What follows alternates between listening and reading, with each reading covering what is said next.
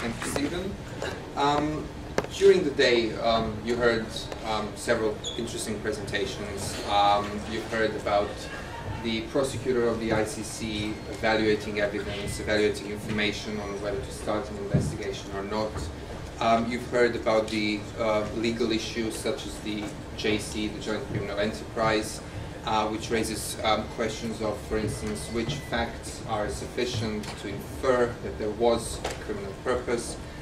You've heard about complex historical situations and the historical background of cases, which includes facts, persons, localities that you need to be aware of when you engage in such cases. You've heard about the issue of languages even, and translations, whether it be statutes or documents or interpretation during the actual proceedings.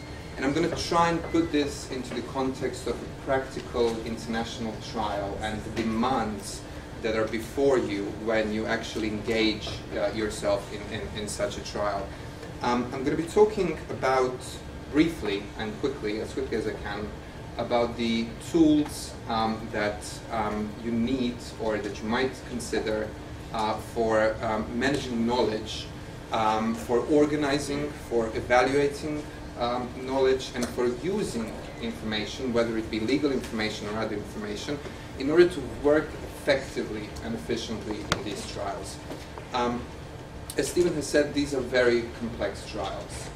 From your very first meeting with a client, when you take on a case, you start learning about this case.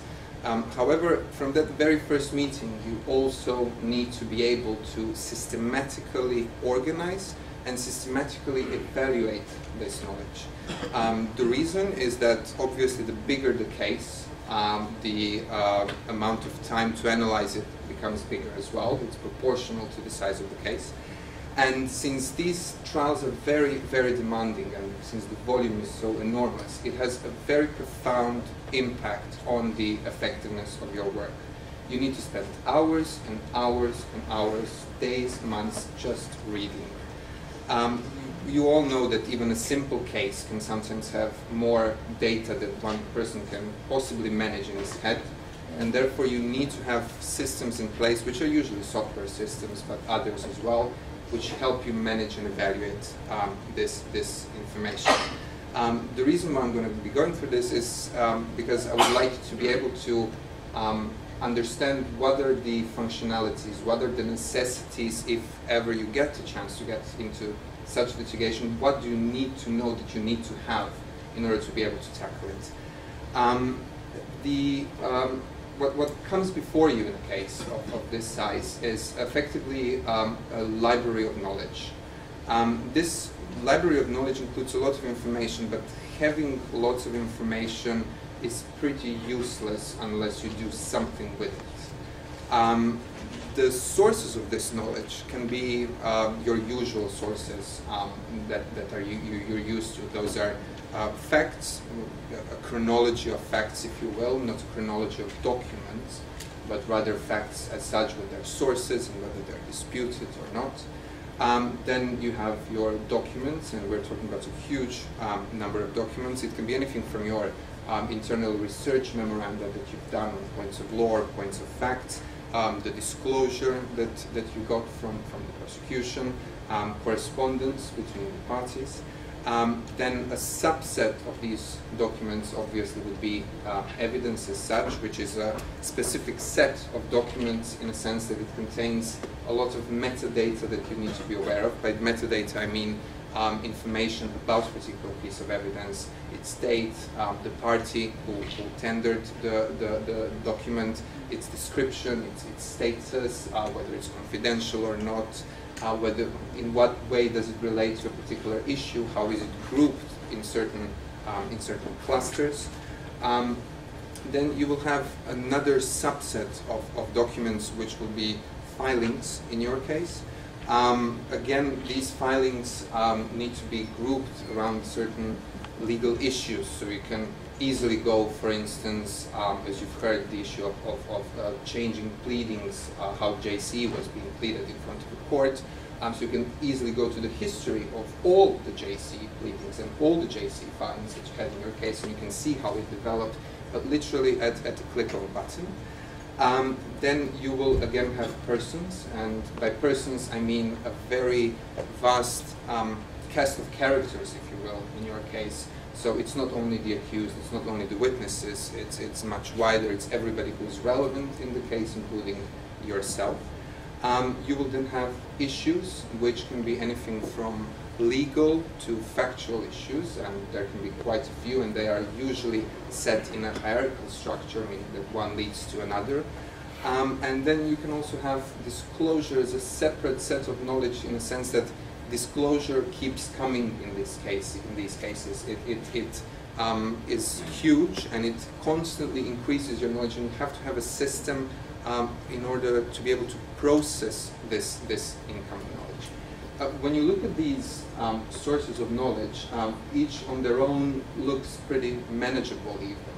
But the whole point in these trials is that it is highly interrelational. Everything is linked to, every source of knowledge is linked to another source of knowledge. In such a situation, if you're managing your case in folders and subfolders, I'm afraid that it just doesn't do it. Neither does word processing and tables in Word. It just doesn't capture the complexity of all these issues. You have to be able to go at a click of a button from a witness who testified about something to the documents that he testified about. You have to be able to go from a legal issue, in your case, to a filing on the matter, which could have been 5 years ago, and maybe to the disclosure package, which dealt with a particular issue, and then the prosecutor disclosed certain documents.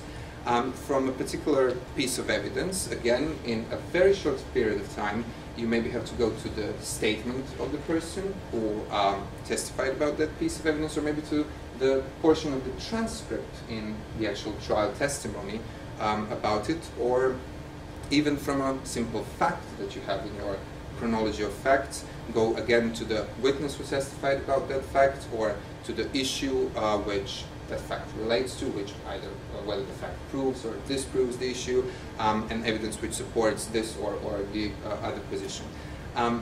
The reason why I'm emphasizing the complexity and the interrelational nature of it all is because at every time when you're doing research in these cases, you need to be sure that you're not just looking at the tip of an iceberg, that you are looking really at the whole picture and how it really all ties together and what the impact is on your case.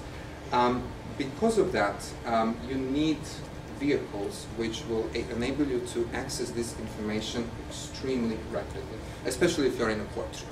We're talking about minutes for you to be able to find something which is relevant that you need to stand up and argue. Just to give you a rough idea of the case that we were engaged in for the last 2.5 years in trial, but actually longer with the pre-trial period, we had, in our case, in our core database, approximately over 15,000 documents, and this is only the core database. There's a much larger one which includes much more.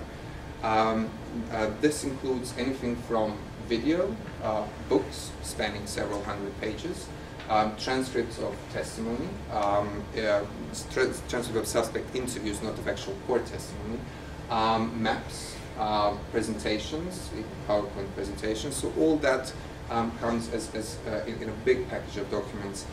We had approximately, in 2.5 years of trial, 5,000 court exhibits admitted, again of any sort of nature, whether it be one-page document or 100-page documents. We also, in 2.5 years, had 29,000 pages of court transcript that has to be read, that has to be analyzed, and that has to be linked and reviewed for the purposes of your case. We had over 1,640 filings around various issues, various spin-off litigation happening throughout the trial. We had more than 730 persons listed. That includes victims, the accused, political leaders, witnesses. We had some 100 organizations that were relevant to the case, some 190 places and localities. We had over 230 instances of disclosure, and that I'm not talking about the volume, I'm just talking about the number. Sometimes it could be thousands of pages of documents. We had additional 15 packages disclosed to us through a special system, which I will talk about briefly later. We had around 100 issues in our database linked to all these facts and documents. And to tell you the truth, I do not know how many facts we had, simply because we did not have the resources to keep the facts. But surely there would have been thousands of facts which would be relevant. Obviously, you don't capture everything. You capture only what is critical to your case. But still, it amounts to a significant number. Such a number that you simply can't keep in your head. And your brains, if you will, need to be engaged in thinking rather than memorizing all this or managing all this. Because of the amount of information, because of these numbers that you see on the screen, the realities of an international or complex trial basically require you to constantly be looking for a needle in a haystack over and over and over again.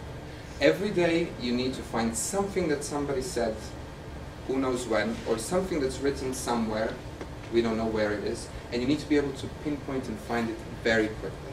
Because of this, a system that you need, a system that needs to be in place, needs to be able to firstly interlink all these information sources. It needs to be able to evaluate the different relationships between them, whether a certain piece of evidence, for instance, proves a certain fact or disproves a fact, so this sort of evaluation. It needs to be able to share knowledge with other team members, because you can have people come and go, and they need to be informed about the case very quickly. It also needs to be able to strategically organize all this case information. So not just organize it, but strategically organize it with a certain aim that you have.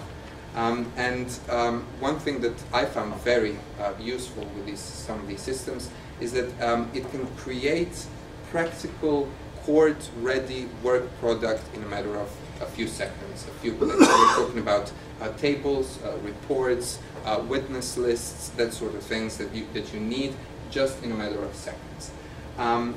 One thing that I've pushed for a lot in our team, and my bosses will know this, is that word processing, just forget about it. Word documents, do not do it.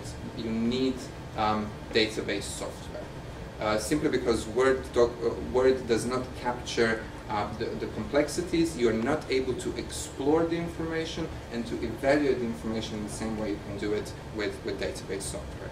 I'm going to quickly take you through the tools that we use in our case, just a brief overview of the variety of tools that we had, just to give you an idea of the multiple skills that you actually need in order to manage all this.